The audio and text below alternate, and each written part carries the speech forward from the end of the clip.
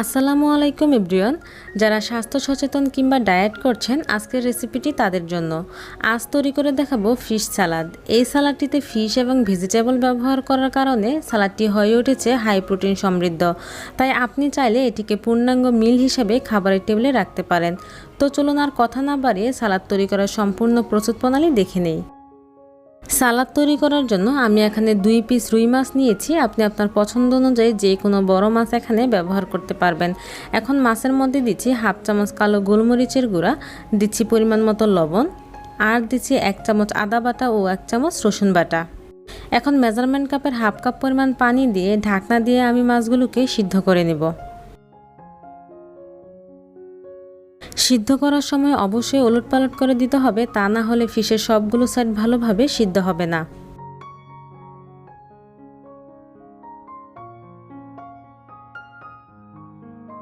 এরই মাঝে আমাদের ফিশগুলো সিদ্ধ হয়ে গেছে এবং এর পানিটাও কিন্তু ভালোভাবে শুকিয়ে গেছে। এখন আমি চুলা থেকে নামিয়ে নিব। চুলা থেকে নামিয়ে একেবারে ঠান্ডা করে নেবার পর আমি মাছের কাঁটাগুলো বেছে নিব। এখন চলে আসলাম সালাদ তৈরি করার জন্য। তার জন্য মিক্সিং বলে নিচ্ছি মেজারমেন্ট কাপের 1 কাপ পরিমাণ শসা কুচি। আমি শসাগুলোকে কিউব কিউব করে কেটে নিয়েছি। আর দিচ্ছি মেজারমেন্ট কাপের হাফ কাপ পরিমাণ গাজর কুচি। সাথে দিচ্ছি একটি মাঝারি সাইজের টমেটো কুচি। আর দিচ্ছি মেজারমেন্ট কাপের হাফ কাপ পরিমাণ সিদ্ধ ছোলা বুট।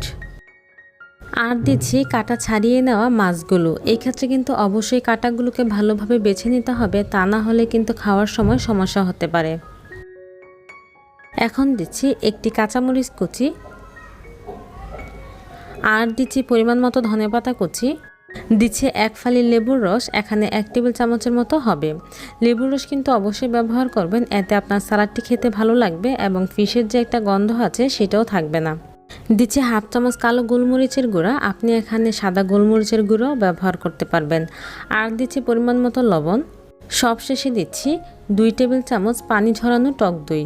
এখন সবগুলো উপকরণ একসাথে মিশিয়ে নিচ্ছি। যেহেতু আমি সালাডটি ডায়েটের জন্য তৈরি করছি, তাই এখানে কোনো চিনি, মেয়োনিজ কিংবা কোনো প্রকারের তেল ব্যবহার করিনি। তবে আপনি যদি ডায়েট ছাড়া এমনিতেই বাসায় খাবারের জন্য তৈরি করে থাকেন, সেক্ষেত্রে আপনি চিনি, মেয়োনিজ কিংবা সরিষার তেল বা অলিভ অয়েলও ব্যবহার করতে পারবেন। এরই মাঝে আমাদের সবগুলো উপকরণ খুব ভালোভাবে মেশানো হয়ে গেছে আর আমাদের সালাডটিও একেবারে রেডি হয়ে গেছে খাওয়ার জন্য। তো ভিউয়ার্স, আশা করছি আজকের সালাদ রেসিপি আপনাদের সকলের কাছে ভালো লেগেছে। যদি ভালো লেগে থাকে তাহলে অবশ্যই আমার চ্যানেলটিকে সাবস্ক্রাইব করে দিবেন। সবাই ভালো থাকবেন। দেখা হবে আগামীতে নতুন কোনো রেসিপি নিয়ে। আল্লাহ হাফেজ।